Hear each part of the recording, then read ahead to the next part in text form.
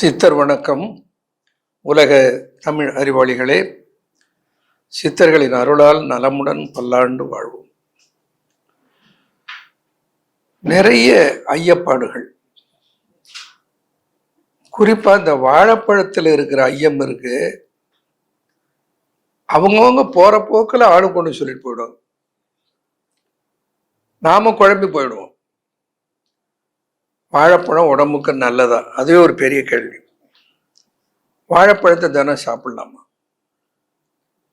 வாழைப்பழத்தில் சிறுவர்கள், நடுத்தர வயதினர், முதியவர்கள் எல்லாரும் சாப்பிடலாமா? வாழைப்பழத்தை சாப்பிட்றதுக்கு முன்னே சாப்பிட்றதா, சாப்பிட்டுட்டு வாழைப்பழத்தை சாப்பிட்றதா? வாழைப்பழத்தை 3 வேளையும் சாப்பிட்றதா, இரவு மட்டும் ஒரு வேளை சாப்பிட்டா போதுமா?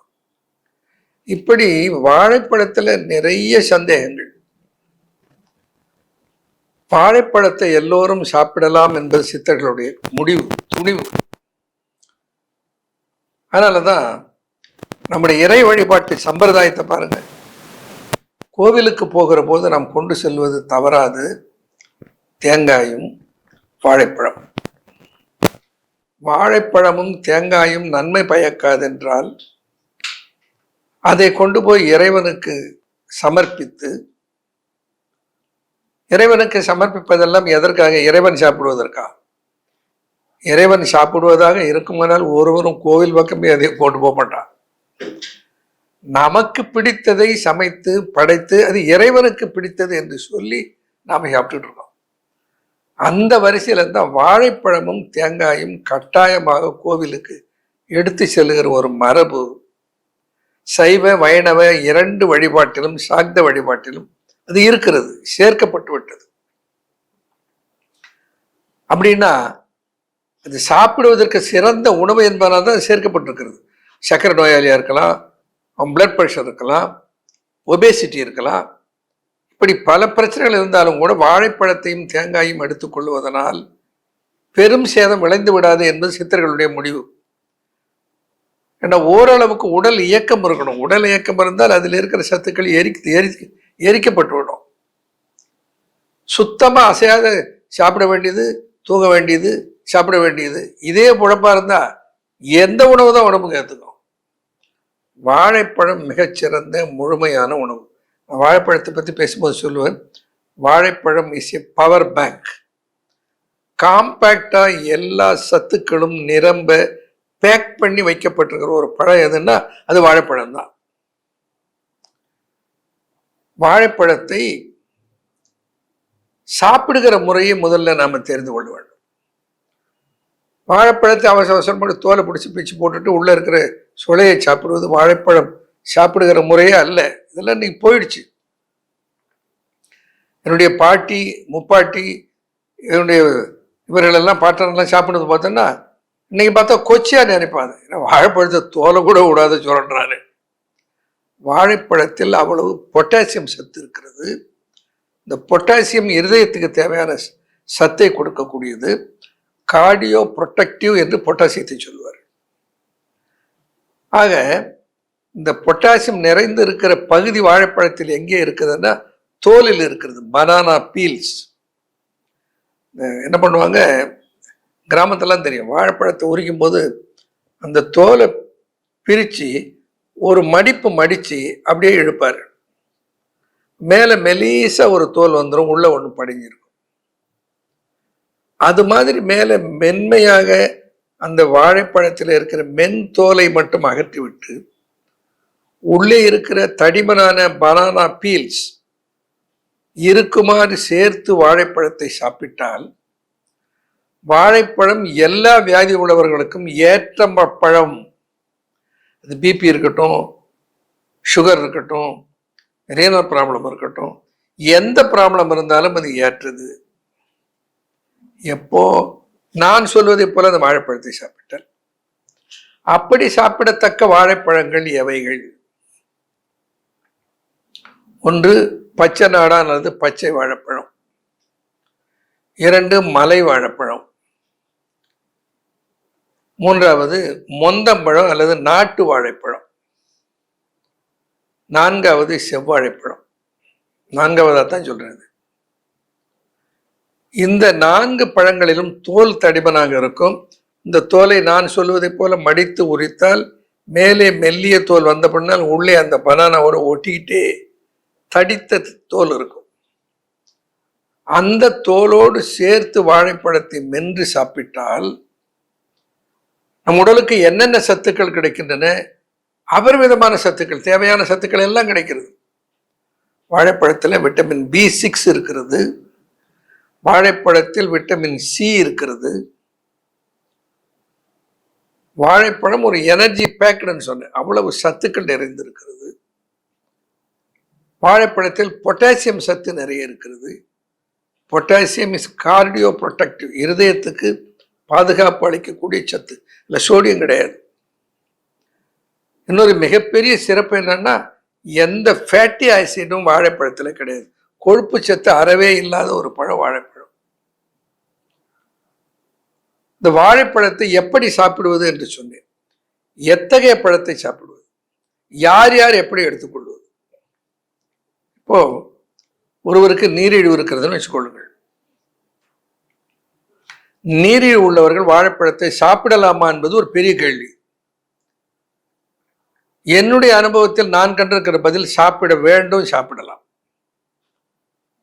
என்ன மீடியம் சைஸ் அல்லது ஸ்மால், சிறிய வாழைப்பழம் அல்லது நடுத்தர அளவில் இருக்கிற வாழை, அதுக்காக ஒரு முழ நீட்டு இருக்கிற செவ்வாழைப்பழத்தை போட்டு அடிச்சான்னா அதில் எவ்வளவு சர்க்கரை சத்து இருக்கும். ஆக மீடியம் சைஸ் இருக்கிற பழத்தை, நான் சொன்ன 4 பழங்களிலே எந்த பழத்தையும் நான் சொன்ன முறையில் தோலை உரித்து விட்டு சாப்பிட்டு விட்டு அடுத்த நாள் நீங்கள் பரிசோதித்து பாருங்கள், உங்களுக்கு குருதியிலே சர்க்கரை சத்து கூடவே கூடாது. அப்படி சாப்பிடணும். ஐயா அப்படியெல்லாம் என்னால் ஒடிச்சு மடிச்சு எல்லாம் சாப்பிட முடியாதுயா, வேற என்ன பண்ணலாம்? ஒன்றும் இல்லை, வாழைப்பழ தோலை உரிச்சிருங்க. ஒரு தேக்கரண்டி ஸ்பூன் எடுத்துக்கோங்க. இந்த ஒரு சமதளமாக இருக்கிற பரப்பின் மீது வைத்து விட்டு ஒரு ஸ்பூனை பயன்படுத்தி உள்ளே அப்படியே சுரண்டி கொள்ளுங்கள். அப்படி சுரண்டி சாப்பிடுவது ஈஸி. அது மாதிரி சுரண்டி சாப்பிட்டாலும் இந்த வாழைப்பழத்தின் தோல் இருக்கிற சத்தோடு சேர்த்து வாழைப்பழம் உள்ளே போகிற போது வாழைப்பழத்தினால் சர்க்கரை சத்து கூடிவிடும் என்கின்ற பயம் இல்லாமல் சாப்பிடலாம். ஆக சர்க்கரை நோயாளிகள் எடுத்துக்கொள்ள வேண்டிய வாழைப்பழத்தினுடைய அளவை சொன்னேன், எப்படி சாப்பிடணும்னு சொன்னேன், பழத்தை எப்படி தேர்ந்தெடுப்பது என்பதை சொல்லுகிறேன். வாழைப்பழத்தினுடைய காம்பு இருக்கிறது, இந்த காம்பு பசுமை நிறம் மாறாமல் இருக்கிற நிலையில், தோல் மஞ்சள் நிறமாக மாறி பழுத்து இருக்கிற நிலையில் வாழைப்பழத்தில் கார்போஹைட்ரேட் கண்டென்ட், குளுக்கோஸ் கண்டென்ட் அபரிமிதமாக இருப்பதில்லை. அது நன்றாக ரைப்பண்ட், ஃபுல்லி ரைப்பண்ட் பனானான்னு சொல்றேன்ல, முழுக்க நன்கு கனிந்த பழம், அது நாக்குக்கு நல்ல ருசியா இருக்கும். அவ்வளவு கனிந்த வாழைப்பழத்தை சாப்பிடுவதிலே தேவையான அளவுக்கு நமக்கு ஃபைபர் கிடைக்கும். ஆனால் அதனோடு சேர்த்து நிறைய சர்க்கரை சத்து உடம்புக்கு வருவதனால சர்க்கரை நோயாளிகளுக்கு அது ஏற்றுக்கொள்ளத்தக்கதாக இருப்பதில்லை. அப்போ எப்படி இருக்கணும்? காம்பு மஞ்சள் நிறமாக மாறாத பழம், மீடியம் அல்லது சிறிய அளவில் இருக்கிற பழம், அடுத்தது தோல் தடிமனாக இருக்கிற பழம், இப்படி இருக்கிற வாழைப்பழங்களை சாப்பிடலாம். இப்போ ஒரு கேள்வி, இந்த வாழைப்பழத்தில் எதியா மிகச்சிறந்த பழம்? இது என்ன கொடுமை? வாழைப்பழமே சிறந்ததுன்னு சொன்னேன், அவங்களுக்குள்ள சண்டை மூட்டி விடுறது. இதில் எது சிறந்தது? வாழைப்பழத்தில் மிகச்சிறந்த பழம் நாட்டு வாழைப்பழம், மொந்தன் வாழைப்பழம். அதை எடுக்கிற போது அதில் ஒரு துவர்ப்பு ருசி கலந்த இனிப்பு இருக்கும். அதில் சர்க்கரை சத்து கூடுகிற வாய்ப்பு ரொம்ப குறைவு. அதோட இல்லை, தோல் தடிமனாக இருக்கும். உரிச்சிட்டு பார்த்தீங்கன்னா உள்ள இருக்க பழம் ரொம்ப சின்னதாக இருக்கும். இந்த தோலை சுரண்டி சாப்பிட்டால் ஒரு வாழைப்பழத்தை சாப்பிடுகிற அளவுக்கு அதில் இருக்கிற பனானா பீல்ஸ் கிடைக்கும். வாழைப்பழத்தை இப்படி சாப்பிட்டால் நீரிழிவு உள்ளவர்களும் சாப்பிடலாம் என்று நான் குறிப்பிட்டேன். உடனே நிறைய வாழைப்பழத்தை சாப்பிடக்கூடாது, அதுவும் கவனத்தில் இருக்கணும். நமக்கு எவ்வளவு எனர்ஜி பர்ன் பண்ற சக்தி இருக்கிறது என்பதை புரிந்து கொண்டு அதற்கு ஏற்றாற் போல வாழைப்பழத்தை எடுத்துக்கொள்ளலாம். வாழைப்பழத்தை உணவுக்கு முன்னர் சாப்பிடுவது நல்லதா, உணவுக்கு பிறகு சாப்பிடுவது நல்லதா? இது ஒவ்வொருவரும் ஒவ்வொரு மாதிரி நிறைய கூறுகிறார்கள். வாழைப்பழத்தை 3 வேளையும் சாப்பிடலாம், மிகச்சிறந்தது. வாழைப்பழத்தை உணவுக்கு முன்னும் சாப்பிடலாம், உணவுக்கு பின்னும் சாப்பிடலாம், பழுதில்லை. இதிலே எது சிறந்தது? ரெண்டுமே சிறந்தது தான். ஆக வாழைப்பழத்தை விரும்பி உணவுக்கு முன்னோ உணவுக்கு பின்னோ 3 வேளையோ அல்லது இரவு மட்டுமோ தோலை நான் சொன்னதை போல நீக்கி காம்பு கனியாத இருக்கிற நிலையில் எடுத்துக்கொண்டால் வாழைப்பழத்தை சர்க்கரை நோயாளிகளும் எடுத்துக்கொள்ளலாம். கொஞ்சம் தேக பயிற்சி வேணும், கொஞ்சம் எனர்ஜி பேர்ன் பண்ண வேணும். சுத்தமாக அப்படியே சொல்றது கொச்சியா இருந்தாலும் தின்னுட்டு தூங்கிட்டு கிடந்தா அது எதை சாப்பிட்டாலும் உடம்புக்கு ஏற்றுக்காது தான். ஆகையினால வாழைப்பழத்தை கண்டு பயப்பட வேண்டிய அவசியம் இல்லை. அதனால தான் வாழைப்பழத்தை நான் சொன்னேன், கோவிலுக்கு இறைவனுக்கு சமர்ப்பிக்கிற பழமாக வாழைப்பழத்தை அதனால் தான் வைத்தார். அழகாக அழகனி சித்தன் ஒரு பாடல்ல பாடுவான். வாழைப்பழம் தின்றால் வாய் நோகும் என்று சொல்லி, வாழைப்பழம் தின்றால் வாய் நோகும் என்று சொல்லி, தாழைப்பழம் தின்றதனால் எனக்கு தாழ்வு வந்து நேர்ந்ததடி. தாழை பழத்தை விட்டு சாகாமல் சாகல்லோ வாழைப்பழம் தின்றிருந்தால் என் கண்ணம்மா எனக்கு வாழ்வு வந்து இருக்குமடி. அந்த காய்க்கு, அந்த தாவரத்திற்கு, அந்த பழத்திற்கு வாழைப்பழம்னு சொல்லியிருக்கான். வாழுவதற்குரிய வகையை பெற்றிருக்கிற பழம் வாழைப்பழம், வாழை மரம். வாழையடி வாழை வாழ்க, வாழை என்ற பெயர் பெற்றிருக்கிறது. வாழ்வை குலைக்குமா? இந்த வாழ்வை குலைக்காத அளவிற்கு அதை எப்படி எடுத்துக்கொள்வது என்பதை தான் நான் சொல்லுகிறேன். வாழைப்பழம் தின்றால் வாய்நோகும் என்று சொல்லி, தாழைப்பழம் தின்றதனால் எனக்கு தாழ்வு வந்து நேர்ந்ததுன்னு சொன்னார். அது 2 பொருள். சித்தர் இலக்கியத்திலே நிறைய உட்பொருள்கள் இருக்கும். இந்த உணவு வகையிலே அந்த பொருளை நான் சொல்லுகிறேன். வாழைப்பழத்தை சாப்பிட்டாலே வாய் நோகுன்னு சொல்றான்னா எப்படிப்பட்டவனாக இருப்பான் பாருங்க. தாழை முள் நிறைந்திருக்கிற தாழைப்பழத்தை தின்றதனால் எனக்கு தாழ்வு வந்து நேர்ந்ததடி. தாழப்பழத்தை விட்டு சாகாமல் சாகவல்ல. வாழைப்பழம் சாகாமல் வாழ்கிற வல்லமையை தருகிற பழம். ஆகையினாலே வாழைப்பழத்தை சாப்பிடலாம் என்று சித்தர்கள் சொன்னார்கள். வாழைப்பழத்தை கையாளுவதனாலே கெடுதி வராது, நன்மை விளையும். வாழைப்பழத்தில் ஏன்னா ஃபேட்டே கிடையாது. ஒரு வாழைப்பழம் எந்த ஃபேட்டி ஆசிட்ஸே கிடையாது வாழைப்பழத்தில். குளுக்கோஸ் கண்டென்ட் இருக்குது. சக்தி என்ன சொன்னேனே, ரெடிமேட் எனர்ஜி, பவர் பேங்க்னு சொன்னேனே. எந்த வேலை செய்வதற்கு சக்தி உடனே வாழைப்பழத்தை சாப்பிட்டா உடனே அந்த சக்தி கிடைக்கும். அடுத்தது வாழைப்பழத்தில் விட்டமின் பி, அறிவியல் ரீதியாக பார்த்தால் வாழைப்பழத்தில் விட்டமின் B6 நிரம்ப இருக்கிறது. சிவப்பணுக்களின் உற்பத்திக்கு தேவையான விட்டமின் எதுனா விட்டமின் B6. ஆக வாழைப்பழத்தை எடுத்துக்கொள்வதனால் நம்ம அனீமியா வராமல் தடுத்துக்கொள்ள முடியும். அனீமியாவில இருந்து, இரத்த சோகையில இருந்து மீள முடியும். வாழைப்பழத்தில் பொட்டாசியம் இருப்பதனால கார்டியாக் ஹெல்த் நன்றாக இருக்கும். ஆனால் அதே நேரத்தில் சிறுநீரக செயல்பாட்டில் பிழை உள்ளவர்கள் வாழைப்பழத்தை எடுத்துக்கொண்டு அதிக பொட்டாசியம் உடலில் சேர்ந்தால் அவர்களுக்கு நன்மை பயக்காது. அப்போ நாம் குருதியை சோதித்து பார்த்து பொட்டாசியத்தின் அளவு எப்படி இருக்கிறது என்பதை அறிந்து அதற்கு ஏற்றாற்போல் வேண்டுமானால் வாழைப்பழத்தை எடுத்துக்கொள்ளலாம்.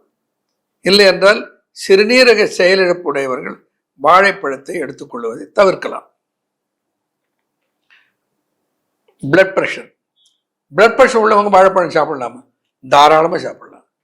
அதனால ஒரு கெடுதியும் வராது. ஆனால் நான் எல்லாம் ஒன்றை கவனத்தில் வச்சுக்கோங்க. நான் சொன்னது மாதிரி சிறிய பழம், மீடியம் சைஸ் பழமாக சாப்பிடுங்கன்னு சொன்னேன். இப்போ இந்த பெரிய பழத்தெல்லாம் என்ன பண்ணுறது? 2ஆம் நறுக்கி 3ஆம் நறுக்கி வீட்டில் இருக்கிறவங்கெல்லாம் சாப்பிடுங்க. ஒரு பழத்தை உரிச்சுவிட்டா ஒரு பழத்தை பூரா தின்னே ஆகணும்னு சட்டமாக இருக்கிறது. அதனால வாழைப்பழம் உடலுக்கு நன்மை பயக்கக்கூடிய பழம், எந்த நோயாளியும் ஏற்றுக்கொள்ளத்தக்க பழம், எந்த வயதினருக்கும் நல்ல எனர்ஜி கொடுக்கக்கூடிய பழம். இந்த வாழைப்பழத்தை உண்ணலாம். அதனால தான் கோவிலுக்கு கொண்டு போகலான்னு சொன்னேன். கோவிலுக்கு கொண்டு போகிற பழங்கள் எது? ஒன்று தேங்காய் பழம், இன்னொன்று வாழைப்பழம், தவறாமல். அதனால இவை 2. சில பேர் சொல்லுவாங்க தேங்காயில் ஒரே கொழுப்பு, தேங்காயில் கொழுப்பு சத்து, தேங்காய் சாப்பிடக்கூடாது. அது அறியாமையினுடைய மிகப்பெரிய வெளிப்பாடு. தேங்காயில் மட்டும்தான் லாரிக் அமிலம் என்று ஒரு அமிலம் இருக்கிறது. இந்த லாரிக் அமிலம் வேற எந்த தாவர பொருளிலும் கிடையவே கிடையாது. தாய்ப்பாலில் இருக்கிறது. தாய்ப்பாலுக்கு நிகரான வளம் தரக்கூடிய ஒரு பழம் எதுனா தெங்கம்பழம், தேங்காய் பழம், தேங்காய். ஆக இந்த லாரிக் அமிலம் இருக்கிற தேங்காய் பழத்தினுடைய பால், தேங்காய் பால் ஒரு 1 to 2 ounce அளவுக்கு அன்றாடம் காலையில் பருகி வருவது கொழுப்பு சத்தை ஏற்றாது. மாறாக நோய் எதிர்ப்பாற்றலை உடம்புக்கு கொடுத்து ஒரு குழந்தை வளருவதற்கு எப்படி லாரிக் அமிலம் அனைத்து நோய் எதிர்ப்பாற்றலை வழங்குகிறது, அது போல நோய் எதிர்ப்பாற்றலை வழங்கும் தேங்காய். அதனால தான் தேங்காயை கொண்டு போக சொன்னேன். வாழைப்பழம் எனர்ஜியை கொடுக்கும், அதனால தான் வாழைப்பழத்தை கொண்டு போக சொன்னேன். ஆக வாழைப்பழம் தேங்காயும் நம்முடைய மரபுப்படி, சைவ வைணவ சாக்த மரபுப்படி உடலுக்கு நன்மை பயப்பது என்றதனால தான் அதை கோவிலுக்கு கொண்டு போக சொன்னார்கள். அதே போல அறிவியல் ரீதியாக பார்த்தாலும் அதில் நிறைய சத்து இருக்கிறது, எனர்ஜி, ரெடிமேடு எனர்ஜி இருக்கிறது, விட்டமின் B6 இருக்கிறது, விட்டமின் C இருக்கிறது, பொட்டாசியம் இருக்கிறது. இப்படி உடல் நலத்துக்குரிய பல சத்துக்கள் உள்ளடங்கியது வாழைப்பழம். வாழைப்பழத்தை கூசாமல் சாப்பிடுங்கள். நலம் பெறுவோம். நன்றி, வணக்கம்.